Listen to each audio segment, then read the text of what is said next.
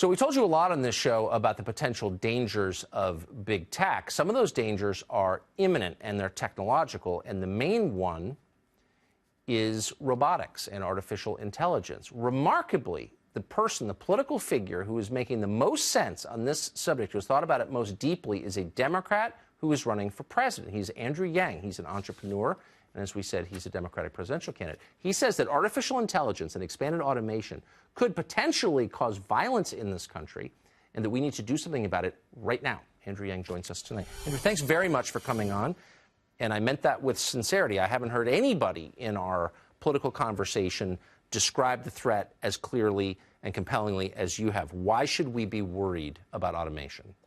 Well, if you look at the backdrop, we automated away 4 million manufacturing jobs in Michigan, Ohio, Pennsylvania, Wisconsin, Missouri, and those communities have never recovered. Where if you look at the numbers, half of the workers left the workforce and never worked again, and then half of that group filed for disability. Now, what happened to the manufacturing workers is now going to happen to the truck drivers, retail workers, call centers, fast food workers, and on through the economy as we evolve and technology marginalizes the labor of more and more Americans. What will be the effects of that, do you? I mean, that's a massive displacement of people.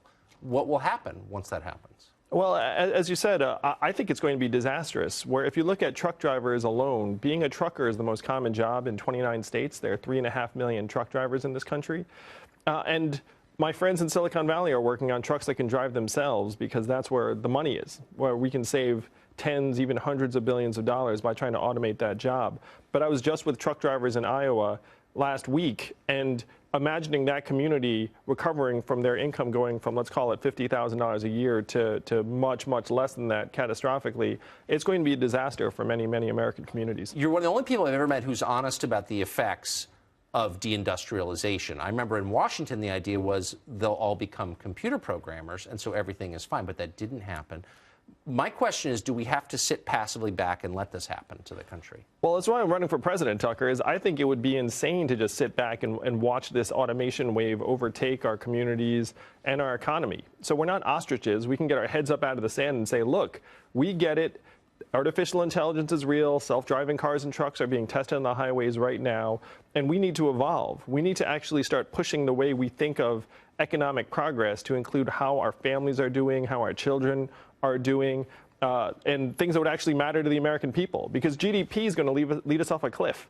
You know, robot trucks, great for GDP, terrible for many, many American communities. So we need to get with the program and figure out how to actually make this economy work for people. I sit with my jaw open. I agree with you so strongly. Let me ask you finally, why isn't this a central question in the campaign of everybody running for president on any side? And why instead are they talking about issues that really are kind of frivolous? Why aren't they talking about this? You know, it's a good question, Tucker. I mean, one of the reasons I'm running for president is to push this into the center of the mainstream agenda, where every candidate should be talking about what we're going to do about the fact that we're automating away the most common jobs in the economy right now. As we're sitting here together, the labor force participation rate in the United States is 63.2%, the same level as Ecuador and Costa Rica.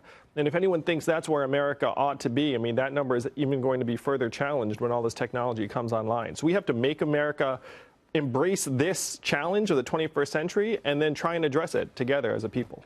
Last question. Shouldn't people who cite unemployment statistics be penalized for saying something so stupid? Yeah, we have a series of bad numbers, and I referred to GDP as one. Certainly, the headline unemployment rate is completely misleading. Yes. And one of my mandates as president is I'm going to update the numbers so they actually make sense to the American people. Yes. So we can know what's going on. Otherwise, we can't make wise decisions. Yeah, right now, again, and you know this, our life expectancy has declined for the last 3 years, first time in 100 years because of a surge in suicides and drug overdoses. How can you say an economy is healthy when our people are dying? It makes no sense. I literally couldn't. I don't even know what you think on the other issues, and I just support what you said so much. I appreciate your coming on. Thank you. Thank you, Tucker. It's great to be here. Thank you.